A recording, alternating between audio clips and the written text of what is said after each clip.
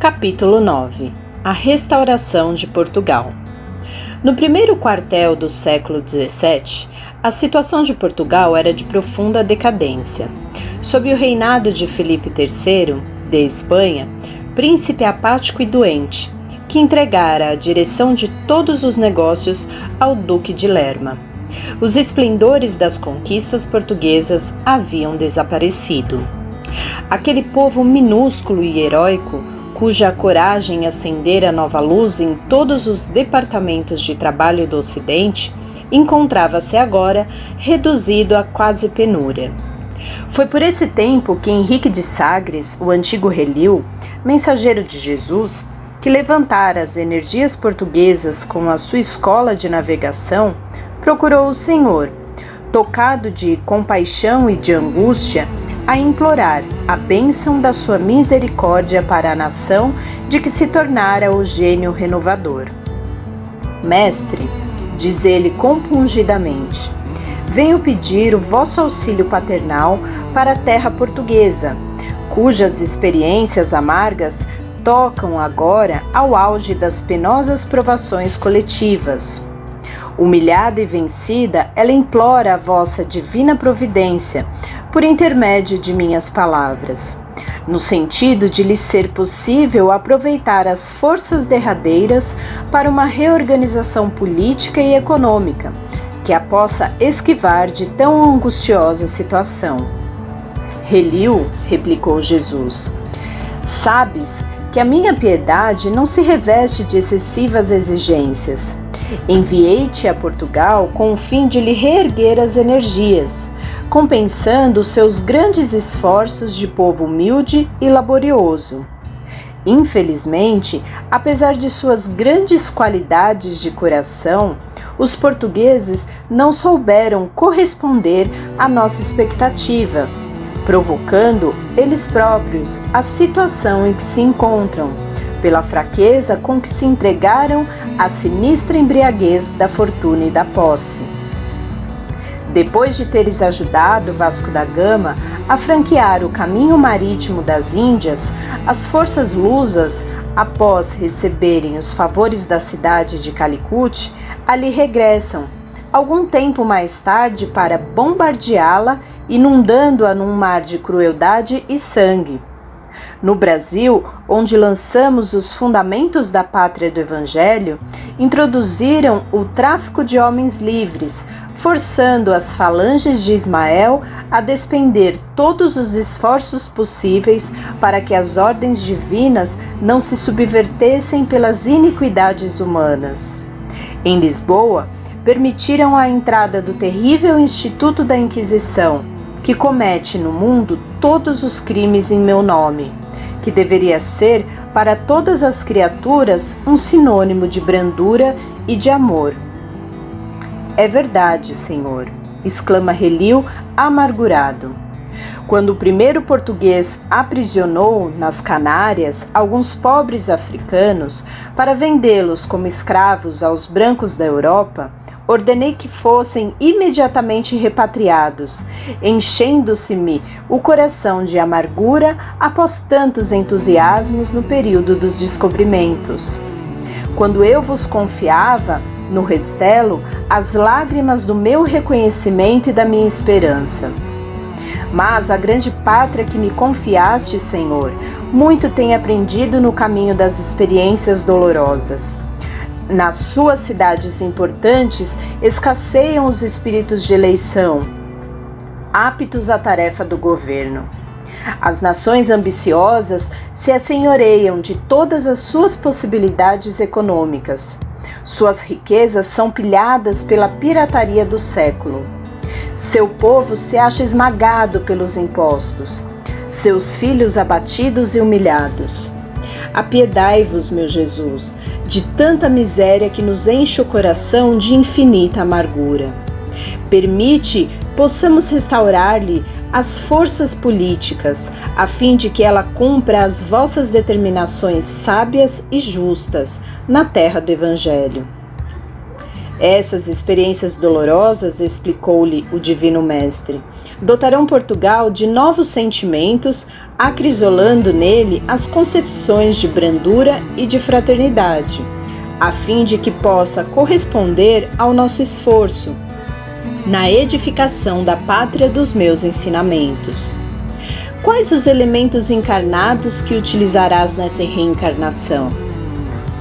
Senhor, com o vosso apoio e com o vosso amparo, esperamos realizar essa reorganização buscando para o trono os descendentes de Dom Afonso, primeiro Duque de Bragança, que atualmente detém a maior fortuna portuguesa e em cuja casa vivem mais de 80.000 vassalos. Quanto ao nosso plano, constará de uma larga ação dos agrupamentos espirituais sob a minha direção, combinados com as falanges de Ismael, no sentido de intensificarmos o pensamento cristão em Portugal, projetando as mais nobres realizações no Brasil, disseminando-nos entre os colonizadores a fim de que as concepções de fraternidade se intensifiquem, cimentando as bases da pátria das vossas lições divinas. Nossos apelos se estenderão aos companheiros reencarnados que se encontram nas cortes espanholas e nas selvas americanas, para levantarmos a bandeira de Ismael sobre todas as frontes como o sublime legado do vosso coração compassivo e misericordioso. Sim, Relio, retrucou Jesus bondoso. Teu plano se realizará com a minha bênção, efetuando-se essa ação espiritual conforme a idealizas. Temos, no entanto, de considerar que os elementos a serem utilizados são os mais representativos, porém não constituem os mais necessários. Não acho que a Casa de Bragança esteja preparada espiritualmente para a sublime realização. Todavia, somos obrigados, igualmente, a reconhecer que pesadas trevas invadem atualmente todas as atividades políticas da Terra, e tu te esforçarás por ampará-la nos grandes deveres que assumirá, neste e nos próximos séculos. Terás o cuidado de inspirá-la, no propósito de se organizarem as precisas combinações com as outras nacionalidades do mundo, para que a pátria do Evangelho não sofra novos choques de raças, além dos até agora sofridos. Bem sabes que, enquanto os homens não se integrarem no conhecimento pleno da minha doutrina de amor e de fraternidade, os tratados comerciais serão os necessários jogos de interesses a equilibrarem as ambições, em proveito dos setores da verdadeira evolução espiritual. Auxiliarei os teus empreendimentos com a minha misericórdia, pedindo a nosso Pai que se digne de guardar-nos sob o palio da sua bondade infinita. Henrique de Sagres organizou as suas falanges e em 1640 Portugal era restaurado, subindo ao trono Dom João IV, chamado dos seus regalos e prazeres de Vila Viçosa para os cuidados do reino. Ao cabo de um período de lutas ferrenhas, a restauração se consolida na Batalha de Montijo, e a grande nação do Ocidente prossegue em seu labor abençoado por Jesus, na formação da pátria do Cruzeiro. Sob a orientação do mundo invisível, Portugal estabelece tratados comerciais, entre eles alguns como o de Methuen, que mais tarde se verificou ser ruinoso para a indústria portuguesa, mas colocava o Brasil a salvo de lutas com o poderio da Inglaterra. Toda uma ação espiritual se conjuga harmoniosamente nessa época, e as falanges de Ismael e de Relio buscam no silêncio e na obscuridade o grande coração de Antônio Vieira, que se constituiu poderoso organismo mediúnico para as revelações de suas verdades. Vieira toma posição ascendente na corte de Dom João IV, e daí, há algum tempo, contra a vontade do soberano, que desejava conservar a sua palavra de sabedoria e de amor junto do seu coração, o grande missionário embarca para o Brasil. Sua voz saturada de suave magnetismo, ilumina todas as consciências, esclarecendo todos os corações. Em momento de sagrada eloquência, exclama ele: no Evangelho de Jesus, ofereceu o demônio todos os seus reinos pela posse de uma alma. Mas, no Maranhão, não é necessário ao demônio tanta bolsa para comprá-las todas. Basta acenar o diabo com um tijupar de pindoba e 2 tapuias para que seja adorado com ambos os joelhos. E não foram poucos os senhores que, tocados dessas claridades divinas, cuja origem profunda estava nas lições de Ismael e de seus abnegados mensageiros, correram às suas propriedades, envergonhados do crime de manter escravos os seus irmãos, e devolveram para sempre aos pobres cativos a liberdade.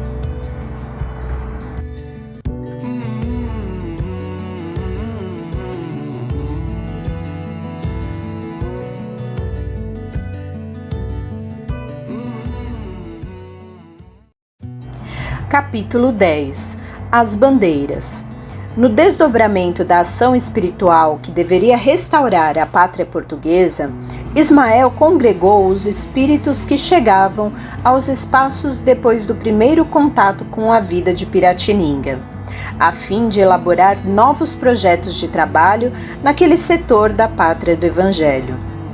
Almas decididas e heróicas, postas ali para a construção da grande obra, apesar de seus característicos de bondade e de energia, necessitavam regressar à luta terrestre em seu próprio benefício.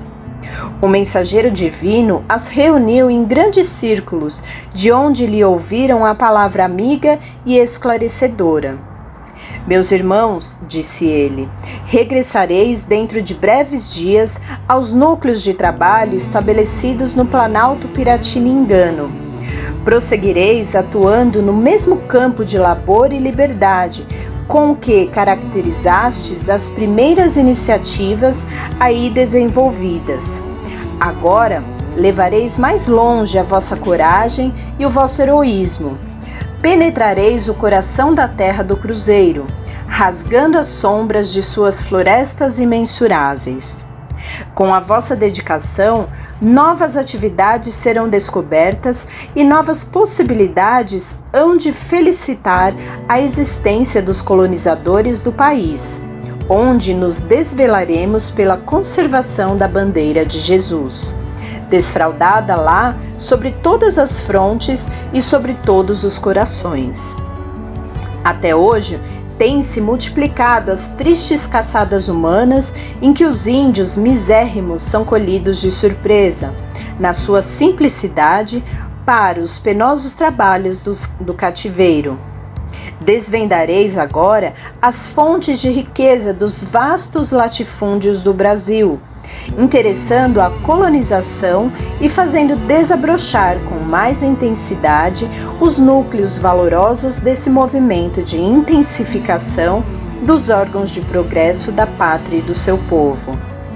Muitos de vós conhecereis a penúria e o sofrimento, sacrificareis a fortuna e os afetos mais santos da família, para construirdes a base do porvir com as lágrimas abençoadas dos vossos martírios e das vossas renúncias exemplares. Vossa tarefa será rasgar as selvas remotas, patenteando o ouro depositado no seio da terra generosa. Houve um interregno na sua locução. Ali se encontravam as entidades que seriam mais tarde, entre muitos outros, Antônio Rodrigues, Arzão, Marcos de Azeredo, Bartolomeu Bueno e Fernão Dias Pais. Este último, quebrando o silêncio da grande assembleia, exclamou, provocando geral interesse: Anjo bom, que faremos com o ouro da terra, se no mundo ele é a causa sinistra de todas as lutas e o demônio de todas as ambições? Aqui, na vida espiritual, Compreendemos semelhantes realidades, mas no orbe das sombras, a nossa consciência mergulha nas mais aflitivas perturbações, e bem sabeis que a água mais pura, misturando-se com a terra, se reduz quase sempre a um punhado de lama. Ismael não se demorou para esclarecer. A terra é a escola abençoada, onde aplicamos todos os elevados conhecimentos adquiridos no infinito.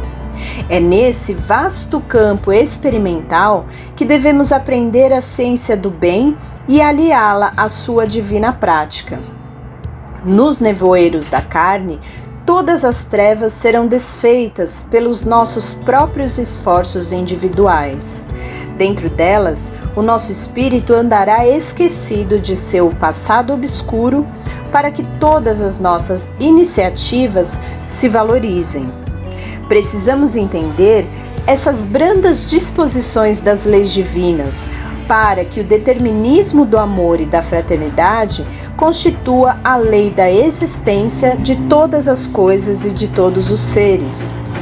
Quanto ao ouro escondido no seio da terra exuberante, sua existência não significa senão um estímulo à ilusão dos homens, ainda muito distantes da concepção da verdadeira fraternidade, a fim de que as criaturas possam buscar os tesouros espirituais pelo trabalho fecundante da evolução do mundo. Procurando a grandeza ilusória do ouro, edificareis as cidades novas, fomentareis a pecuária e a agricultura, desbravando caminhos inóspitos em favor de outras almas. Um mundo novo se erguerá sobre os vossos ombros dilacerados nas disciplinas austeras. Ao sol causticante das caminhadas penosas, mas o futuro se voltará para os vossos esforços com as suas bênçãos de agradecimento. Dirigindo-se mais particularmente a Fernão Dias, Ismael sentenciou: serás o chefe da expedição mais difícil de todas, porém, da tua coragem há de surgir um caminho novo para todos os espíritos. Muitas vezes serás compelido a exercer a mais rigorosa justiça, despendendo todas as tuas reservas de energia. Mas é preciso não esqueças a misericórdia divina, sem exorbitar das funções que te forem confiadas, entregando a Jesus os teus trabalhos de cada dia.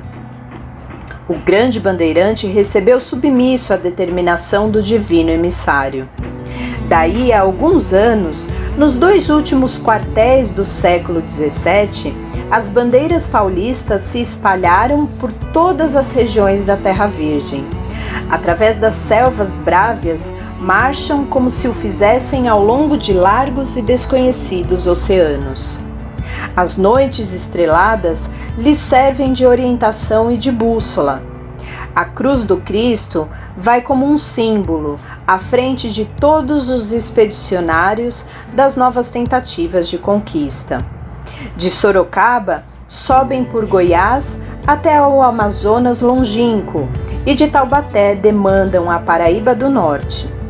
Em 1672, Fernão Dias Paz organiza com todos os elementos de sua fortuna a mais célebre das expedições saídas de São Paulo. Caçando as esmeraldas que constituíam objeto das lendas de muitos aventureiros, visita todas as regiões auríferas de Minas Gerais. Rebeliões e discórdias são dominadas pela sua energia constante e severa. Para fortalecer a disciplina, o bandeirante audacioso manda enforcar o próprio filho, que participara da rebeldia geral, como escarmento exemplo aos companheiros, próximo à povoação do Sumidouro. As joias da mulher e das filhas são empregadas no seu arrojado empreendimento, arruinando-se a família inteira. Fernão Dias, porém, segue um roteiro luminoso. Por onde passa com as suas caravanas, florescem povoações asseadas e alegres. Seus pontos de contato com a terra paulista são os arraiais prósperos e fartos, que vai edificando nos caminhos desertos.